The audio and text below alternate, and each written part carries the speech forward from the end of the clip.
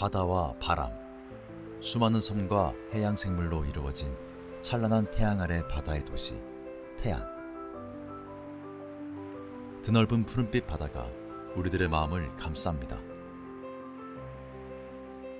바다와 함께 생활하며 살아가는 우리에게는 시간이 지나고 오랜 세월이 흘러도 잔잔하게 흐르는 파도처럼 여전히 지워지지 않은 그때의 기억이 존재합니다.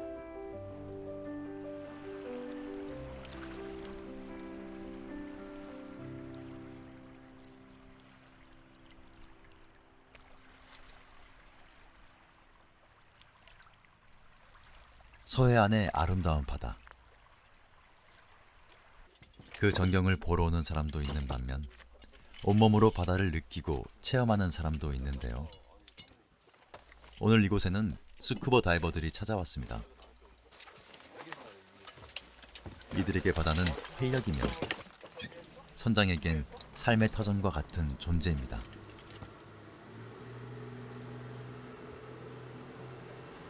그런 바다로 떠날 이들은 걱정보단 즐거움이 앞서 있습니다.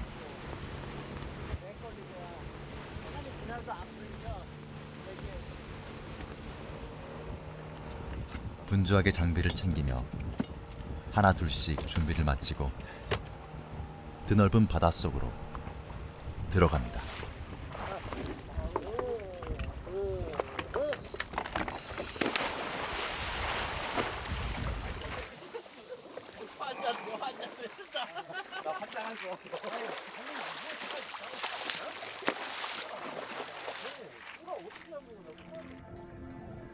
다양한 해양 생물이 서식하고 있는 서해안의 바다.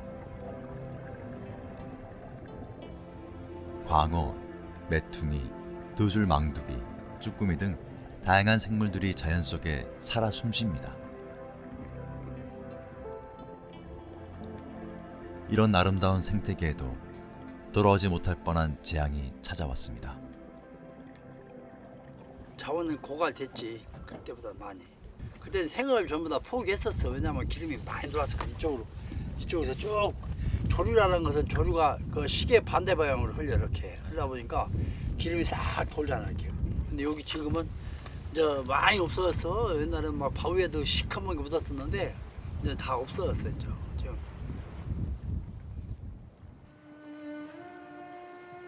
네, 사상 최악의 기름 유출 사고로 태안 앞바다는 죽음의 바다로 사상 최대 변했습니다. 규모인 원유 유출 사고로 바지선이 인해 유조선을 들이받으면서 10,000톤이 넘는 기름이 유출된 것입니다.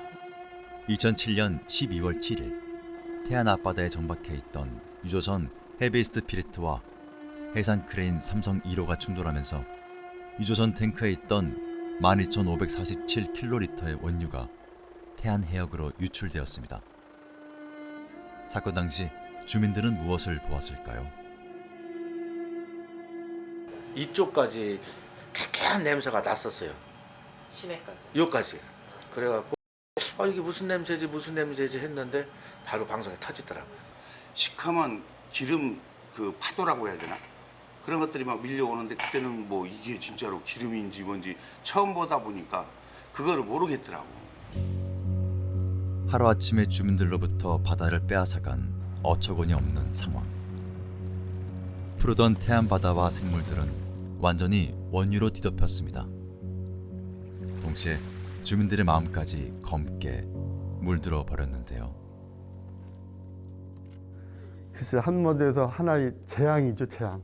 그 기름 두께가 저희들은 한 2뼘 정도. 그러니까 저희들 보통 성인 한 뼘은 한 20cm인데 한 4, 50cm 기름 덩어리가 온 바다를 덮였다고 이렇게 보시면 되겠죠. 그러니까 완전히 바다는 죽었다. 태안군 통계에 따르면 기름 유출 사고 전 물고기 어획량은 6,993마리에 수산물 시장 판매 수익이 연간 약 500억을 달성했지만 사고 후 어획량은 3,463마리로 50%가 감소되며 그로 인해 수산물 판매 수익이 280억으로 약 44%가 줄어들었습니다. 이곳 유류 피해 극복 기념관에는 그 당시 현장과 많은 기록들이 남겨져 있습니다.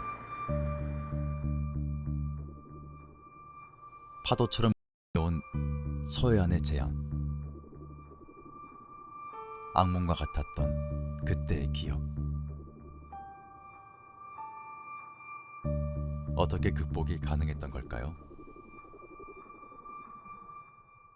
그때는 정말 꼭 불가능할 것 같은 것을 갖다가 이 123만 자원봉사자들 덕분에 불가능을 가능하게 했다는 게 참 기적이죠, 기적. 예. 우리 민족만이 할 수 있다고 봐요. 예. 그들에게 찾아온 또 하나의 기적. 바로 123만 명의 천사입니다.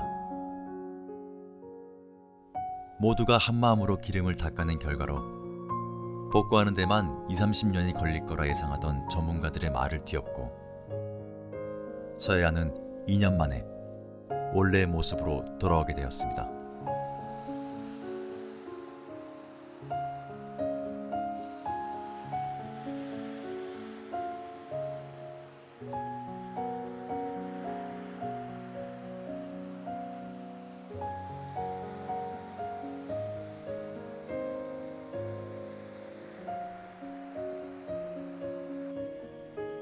주민들은 아직 그때의 감사함을 잊지 못합니다. 봉사단체들이 세계적으로 없는 일을 해낸 거예요. 우리나라 국민들이. 그 막 거기 가가지고 그 기름을 다 닦았어요.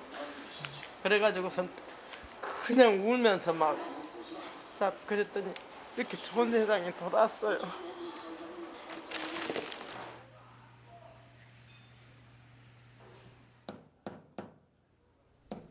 15년 전 소방대원으로 활동했던 최명아 씨. 명아 씨에게 다시 돌아온 바다는 어떤 느낌이었을까요? 좋았지. 너무너무 뿌듯하고 행복하고 너무 여러 손길이 이게 참 진짜 많은 손길들이 참 대단하다는 그런 것도 있고 많은 사람들이 협조해 준 거에 대해서도 감사하고.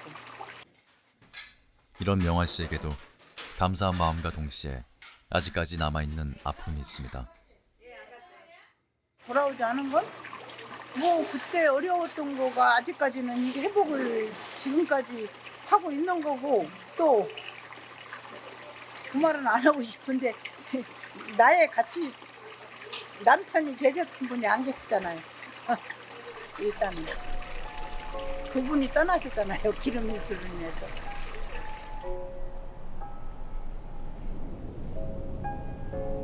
자원봉사자들이 떠난 후 바다는 원래의 모습으로 돌아왔지만 주민들의 상처는 여전히 더러우지 않았습니다. 대부분 다 그렇지만 그것이 우리가 그 마음의 상처가 그건 참 지워지지 않는 것 같아요. 그때 당시 이분들은 바다에서 나오는 수입이 생활이 주된 소득이 있는데 그것이 무너지면서 가정적인 불화도 많이 있었고 가정 파탄도 많이 있고 또 그로 인해서 발생된 2차적인 가족의 붕괴 또 이웃간 간의 어떤 멀어지는 그런 관계 특히 시골은 그렇잖아요. 정도 있고 그런데 그런 것이 어떻게 보면 좀 얼음장 깨듯이 유리장 깨듯이 깨지면서 멀어진 그런 관계 그런 것이 가장 안타까운데 그런 것이 머릿속에 가장 남습니다. 그러니까 마음의 상처가 오래 갈 것 같아요. 우리가 트라우마라는 얘기 하잖아요. 그런데 그런 것이 남고 저는 여기 이렇게 바다 올 때마다 검은 바다가 이런 생각이 드는 거예요. 물론 지금은 깨끗이 회복됐으니 기분 좋지만 그런 아픈 상처가 볼 때마다 나죠. 안 날 수가 없겠죠. 그때 생각하면 눈물밖에 안 나요. 주민들의 그 좀 마음에는 많은 아직도 상처가 남아 있다고 저희죠. 그 상처는 있지. 죽은 사람도 있거니까. 자살한 사람도 있잖아 그때. 마음 한편에 남아있는 상처는 몇 년이 지나도 지워지지 않는 기억으로 자리 잡고 있습니다. 주민들과 123만 명의 봉사자들이 일궈낸 노력의 결실. 작은 손들이 모여 큰 기적을 만들어낸 순간이지만 희망으로 돌아온 바다를 보며 마냥 웃을 수만은 없었습니다. 또 한 번 찾아온 마음속 재앙은 여전히 이들에게 풀어야 할 숙제로 남아 있습니다.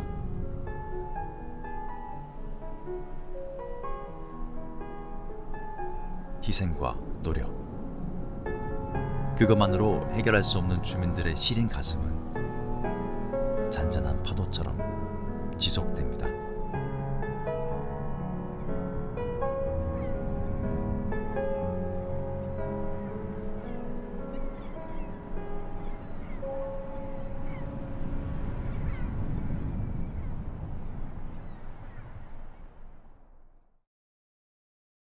그러나